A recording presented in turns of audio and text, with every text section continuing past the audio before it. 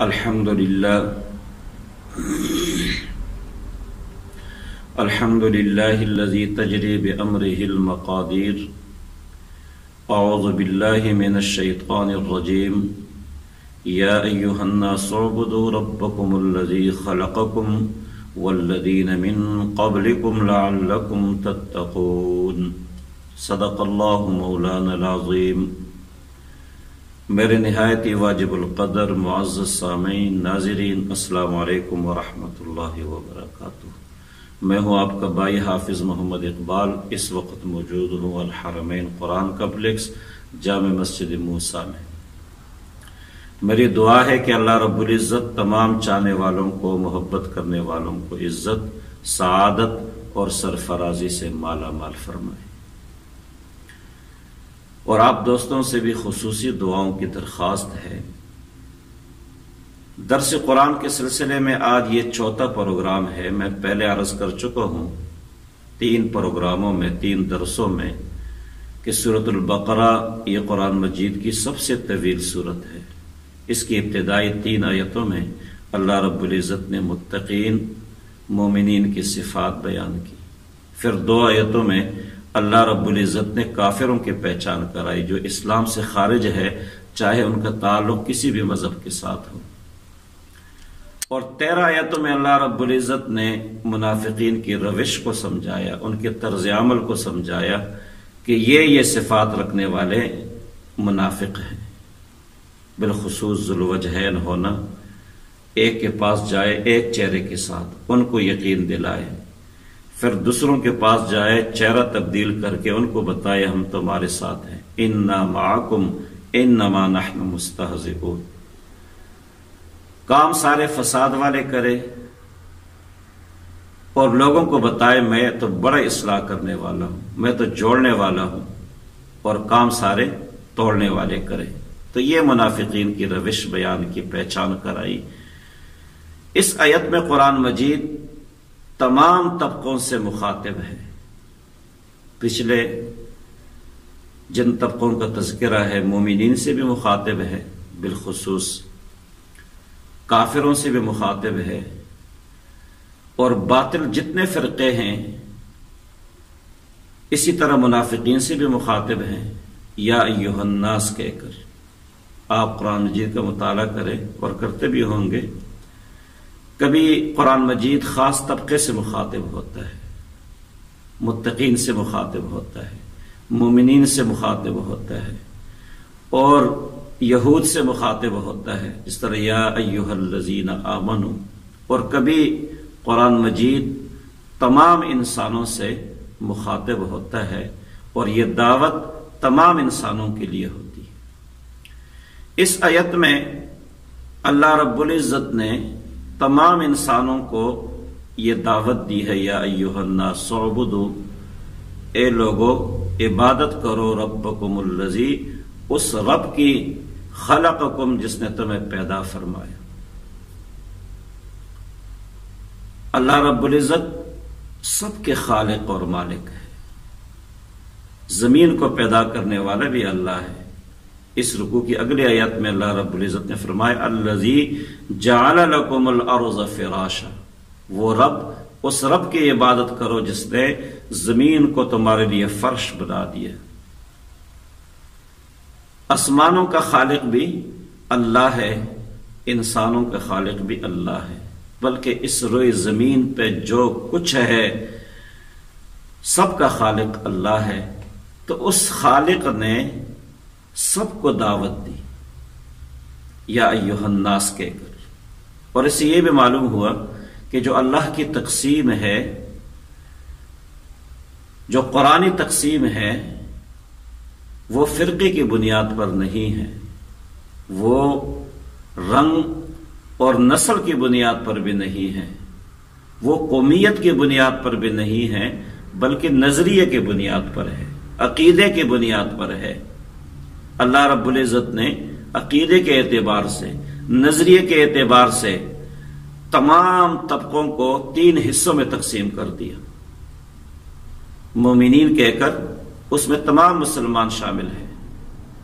اسی طرح جو کافر ہے اللہ کو نہیں مانتے ہیں، اللہ کے رسول کو نہیں مانتے ہیں، ملحد ہیں، اللہ رب العزت نے 2 آیتوں میں ان کو بھی مخاطب کیا اور منافقین کو بھی 13 آیتوں میں مخاطب کیا، اور منافقین کی جتنی قسمیں ہیں سب کے سب اس میں شامل ہیں، کفر کی جتنی قسمیں ہیں سب کے سب اس میں شامل ہیں، اور جتنے مسلمان ہیں چاہے وہ اعمال کے درجے میں اونچے ہوں یا اعمال کے درجے میں کم ہو، بڑے ہوں یا چھوٹے ہوں، سب کے سب کو اللہ رب العزت نے اس آیات میں مخاطب فرمایا، یا ایھا الناس اعبدوا، اے لوگو اللہ کی عبادت کرو۔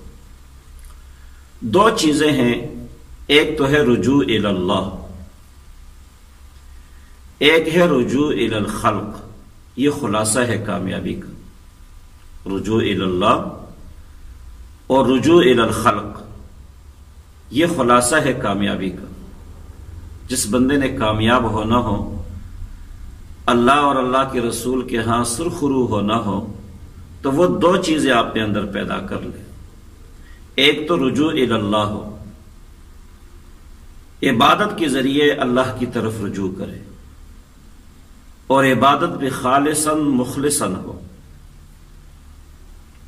اللہ رب العزت کو ایسے عبادت کی کوئی ضرورت نہیں ہے جس میں کوٹ ہو، غیر اللہ کا شائبہ ہو، ملاوٹ کا شائبہ ہو۔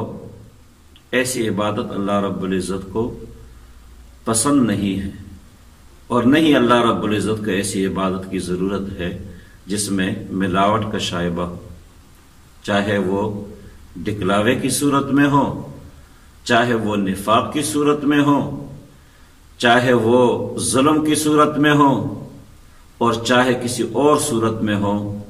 ملاوٹ اللہ کو پسند نہیں ہے، ملاوٹ شدہ عبادت اللہ رب العزت کے ہاں قابل قبول نہیں ہے۔ تو یہ پہلی چیز ہے رجوع الی اللہ، اللہ کی طرف رجوع کرنا عبادت کے ذریعے، جس طرح اللہ کا حکم ہے عبادت کرنے کا۔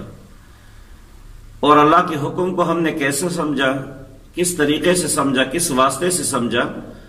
وہ حبیب کبریا صلی اللہ علیہ وسلم کے طریقے سے سمجھا۔ اللہ نے حکم نازل فرمایا کہ تم عبادت کرو، اب کیسے کرو؟ اللہ کے رسول کو دیکھو، صلو کما رأیتمونی اصلی۔ اگر نماز کو لے لو، عبادت کی بہت ساری چیزیں ہیں، بہت ساری قسمیں ہیں، ان میں سے ایک نماز بھی ہے۔ تو نماز کے بارے میں حضور نے کیا فرمایا؟ صلو کما رأیتمونی اصلی، جس طرح تم مجھے دیکھتے ہو میں نماز پڑھتا ہوں تم اسی طرح نماز پڑھو۔ اور صرف نماز نہیں، جو کام جس طریقے سے، جس انداز سے، جس مقدار میں، جس وقت حضور آقا صلی اللہ علیہ وسلم نے سر انجام دی ہیں، اسی طریقے سے، اسی وقت میں، اسی مقدار کے مطابق وہ کام سر انجام دینا، یہ عبادت ہے۔ اب صبح کی کتنی نمازیں ہیں؟ صبح کی کتنی رکعتیں ہیں؟ 2 رکعتیں ہیں فرض۔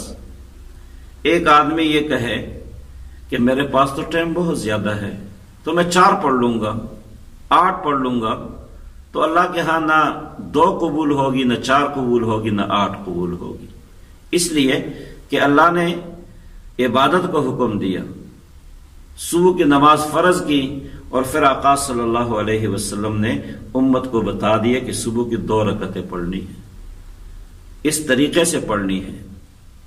اسی طرح روزہ ہے، اسی طرح حج ہے۔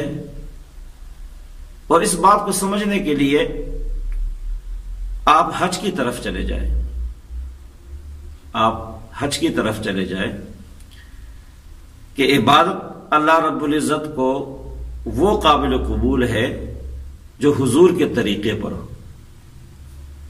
اگر عبادت حضور کے طریقے پر نہیں ہے تو وہ عبادت اللہ کو قابل قبول نہیں ہے۔ حج پہ آپ جاتے ہیں، جن لوگوں نے حج کی ہے، اللہ نے توفیق دی ہے، وہ اس بات کو سمجھ سکتے ہیں کہ اللہ رب العزت کا حکم ہے کہ 8 ذی الحجہ کو تم مکہ چھوڑ دو، سارے کے سارے مینا چلے جاؤ۔ یہ اللہ کا حکم ہے، پھر اللہ کے رسول کا یہ طریقہ ہے۔ اللہ نے عبادت کا حکم دیا، رسول اللہ صلی اللہ علیہ وسلم نے بتا دیا کہ 8 ذی الحجہ کو حج کرنے والے مکے کو چھوڑ دیں۔ اب ایک آدمی یہ سوچے اپنی عقل سے، آج کل جو خرابی پیدا ہوئی ہے دین میں بدعت کی صورت میں، وہ یہ ہے کہ ہر آدمی عقل سے سوچ رہا ہے، عبادت میں بھی اپنی عقل کے دوڑوں کو دوڑا رہا ہے۔ حالانکہ ایسی بات نہیں ہے، یہ نقل کی بات ہے۔ جو چیز حضور آقا صلی اللہ علیہ وسلم سے ہم نے سمجھا ہے وہی عبادت ہے، چاہے وہ کم ہے وہی عبادت ہے، چاہے وہ زیادہ ہے تب بھی وہی عبادت ہے۔ ایک آدمی اپنی عقل سے یہ سوچے کہ کعبے میں نماز پڑھنے کا ثواب 1 لاکھ کے برابر ہے، تو میں مینا کیوں چلا جاؤں؟ وہ تو حرم سے دور ہے، کعبے سے دور ہے اور نزدیک جگہ بھی ہے، تو میں یہاں رہ کے نمازیں تو یہاں پڑھوں گا تاکہ مجھے ایک نماز پر 1 لاکھ کا ثواب ملے اور باقی میں نہ چلا جایا کروں گا۔ تو اس آدمی کو نہ 1 کا ثواب ملے گا نہ 1 لاکھ کا ملے گا، کیونکہ اس نے عقل سے سوچا ہے، وہ طریقہ چھوڑ دیا جو امام الانبیاء صلی اللہ علیہ وسلم کا طریقہ تھا عبادت کے بارے میں۔ تو اللہ رب العزت نے یہ فرمایا ایھا الناس اعبدوا، اے لوگو اس رب کی عبادت کرو جس نے تمہیں پیدا فرمایا۔ تو یہ رجوع الی اللہ ہے، اور رجوع الی اللہ کیا ہے؟ عبادت کے ذریعے اپنے رب سے تعلق جوڑنا، اپنا معاملہ اللہ رب العزت کے ساتھ صاف ستھرا رکھنا۔ جس طرح 2 دوست ہوتے ہیں وہ اپنے معاملات کو ایک دوسرے کے ساتھ صاف ستھرا رکھتے ہیں تاکہ بدگمانی پیدا نہ ہو، تاکہ جدائی نہ آ جائے۔ اسی طرح ایک بندہ رجوع الی اللہ کے ذریعے، عبادت کے ذریعے اپنا معاملہ اللہ کے ساتھ صاف ستھرا رکھے، خالصتاً اللہ کے لیے عبادت کرے، اس میں مخلوق کو شامل نہ کرے دکھلاوے کی صورت میں۔ شرک جو ہے یہ صرف وہ نہیں ہے کہ کوئی بندہ لات اور عزا کے سامنے سجدہ کرے گا، بت کے سامنے سجدہ کرے گا تو یہ شرک ہے۔ نبی کریم صلی اللہ علیہ وسلم نے فرمایا جس آدمی نے عبادت کی، نماز پڑھی دکھلاوے کے لیے، یہ بھی شرک ہے، کیونکہ عبادت کس لیے کرنی تھی؟ اللہ کے لیے، اور اس نے دکھلاوا کر کے لوگوں کو بھی میں شامل کر دیا۔ عبادت اللہ کی خوشنودی کے لیے ہونی چاہیے، اور اس نے لوگوں کی خوشنودی کو بھی اس میں شامل کر دیا، تو یہ بھی شرک ہے۔ تو اللہ رب العزت کو ایسے عبادت کی ضرورت نہیں ہے۔ خالص عبادت ہو جس میں ملاوٹ کا شائبہ نہ ہو، دکھلاوے کا شائبہ نہ ہو، ظلم کا شائبہ نہ ہو، اور نفاق کا شائبہ نہ ہو، اور ان تمام چیزوں کا شائبہ نہ ہو جو اللہ رب العزت کے ساتھ خالص ہونے کے راستے میں منافی ہے۔ تو یہ رجوع الی اللہ ہے۔ اور دوسری چیز رجوع الی الخلق ہے کہ مخلوق کے ساتھ جو برتاؤ ہے وہ منصفانہ ہو، مخلوق کے ساتھ جو برتاؤ ہے وہ منصفانہ ہو۔ اور اس میں کم سے کم جو اللہ کا مطالبہ ہے بندے سے وہ یہ ہے کہ آپ اگر کسی کے ساتھ اچھائی نہیں کر سکتے ہیں تو برائی بھی نہ کریں۔ اگر آپ کو اللہ نے توفیق دی ہے، آپ مخلوق کی خدمت کرتے ہیں، ان کے دکھوں کو دور کرتے ہیں، مصائب کو دور کرتے ہیں، مشکلات کو دور کرتے ہیں، دنیا کے کاموں میں اور سختیوں میں ان کے ساتھ شامل ہوتے ہیں، ان کے ہاتھ بٹاتے ہیں، ان کے لیے آسانی پیدا کرتے ہیں، تو یہ تو بہت بڑا درجہ ہے۔ جس طرح عبادات میں درجات ہے، کوئی آدمی اللہ کی عبادت کرتا ہے اور اونچے درجے پہ پہنچ جاتا ہے، اسی طرح مخلوق کی عبادت کرتے کرتے کوئی بندہ بہت اونچے درجے پہ چلا جاتا ہے۔ اور اللہ کی عبادت کرنا یہ بھی لازمی ہے، یہ اللہ اور بندے کے درمیان معاملہ ہے، اور یہ جو مخلوق کی خدمت ہے اس سے اللہ راضی ہوتے ہیں۔ یہ بندوں کا بندوں کے درمیان معاملہ ہے، لیکن اللہ رب العزت اس سے بہت زیادہ راضی ہو جاتے ہیں۔ حدیث شریف میں آتا ہے خیر الناس من ينفع الناس، کہ دنیا میں سب سے بہترین آدمی وہ ہے جو لوگوں کو نفع پہنچائے، جو لوگوں کو نفع پہنچائے۔ اب وہ لوگ سوچیں جو دوسروں کے لیے اذیت کا باعث بنتے ہیں، کسی بھی درجے میں، گفتگو سے، اعمال سے، کسی بھی طرز زندگی میں وہ لوگوں کے لیے اذیت کا ذریعہ بنے، تو یہ کتنے نقصان کی بات ہے، اللہ سے دوری کی بات ہے اور عبادت کے منافی ہے۔ تو سب سے بہترین آدمی لوگوں میں وہ ہے جو لوگوں کو نفع پہنچائے، خیر پہنچائے، آسانی پیدا کرے اللہ کے مخلوق کے لیے۔ حضور آقا صلی اللہ علیہ وسلم کے پاس ایک آدمی آئے، ابن عمر فرماتے ہیں جاء رجل الی رسول اللہ صلی اللہ علیہ وسلم، ایک آدمی آقا صلی اللہ علیہ وسلم کے دربار میں آئے اور عرض کی یا رسول اللہ ای الاعمال، کون سا عمل اللہ کے ہاں سب سے زیادہ احب الی اللہ، سب سے زیادہ پسندیدہ ہے، اور کون سا آدمی اللہ کے ہاں سب سے زیادہ پسندیدہ ہے؟ تو حضور آقا صلی اللہ علیہ وسلم نے ارشاد فرمایا وہ آدمی سب سے زیادہ اللہ کے ہاں پسندیدہ ہے روئے زمین پر، اور وہ عمل سب سے زیادہ اللہ کے ہاں پسندیدہ ہے روئے زمین پر کہ جو آدمی کسی آدمی کو مصیبت سے نکال دے۔ کوئی آدمی کسی آدمی کی مصیبت کو دور کر لے، رفع کر لے، اس کے دکھوں کے لیے مداوا بن جائے، یہ سب سے بہترین انسان ہے روئے زمین پہ، آقا نے فرمایا، اور یہی عمل سب سے بہترین عمل ہے دنیا میں۔ حضور آقا صلی اللہ علیہ وسلم نے ارشاد فرمایا کسی آدمی کے ساتھ اچھائی کرنا، کسی مصیبت میں اس کے ساتھ اچھائی کرنا، مصیبت سے اس کو نکالنا، یہ میری اس مسجد میں آپ صلی اللہ علیہ وسلم نے مسجد نبوی کی طرف اشارہ فرمایا، میری اس مسجد میں ایک ماہ اعتکاف سے بھی زیادہ افضل ہے۔ آپ خود ارشاد فرمائیں ایک دن کا اعتکاف، 2 دن کا اعتکاف، 1 مہینے کا اعتکاف، اور پھر مسجد نبوی میں اعتکاف۔ اس لیے میں ہمیشہ یہ عرض کرتا رہتا ہوں، ہمیشہ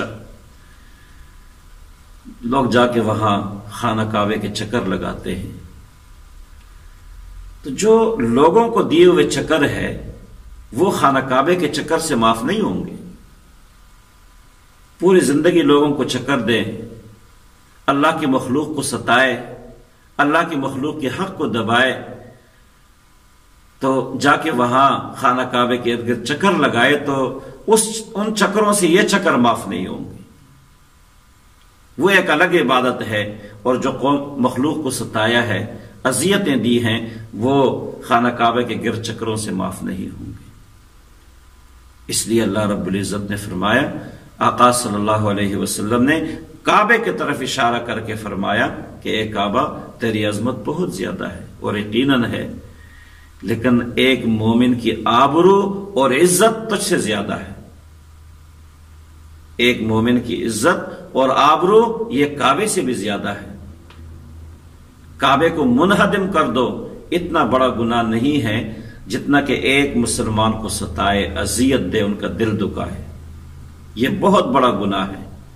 اس لیے ہم 2 چیزیں اپنے اندر پیدا کر لیں، ایک تو رجوع اللہ ہے، عبادت کے ذریعے آپ نے رب کو خوش کرے، ایک رجوع الخلق ہے کہ آپ نے اخلاق کے ذریعے، آپ نے حسن سلوک کے ذریعے مخلوق کو خوش رکھے، مخلوق کی خدمت کرے، اور کم سے کم اگر خدمت نہیں کر سکتے ہیں تو کسی کے لیے راستے میں رکاوٹ ہی نہ کھڑا کرے، کسی کے لیے رکاوٹ نہ بنے، کسی کے زخموں پر نمک نہ لگائے، یہ تو کم سے کم ہر آدمی کر سکتا ہے۔ اللہ ہم سب کو عمل کرنے کی توفیق عطا فرمائے۔ جزاکم اللہ خیرا، احسن الجزا۔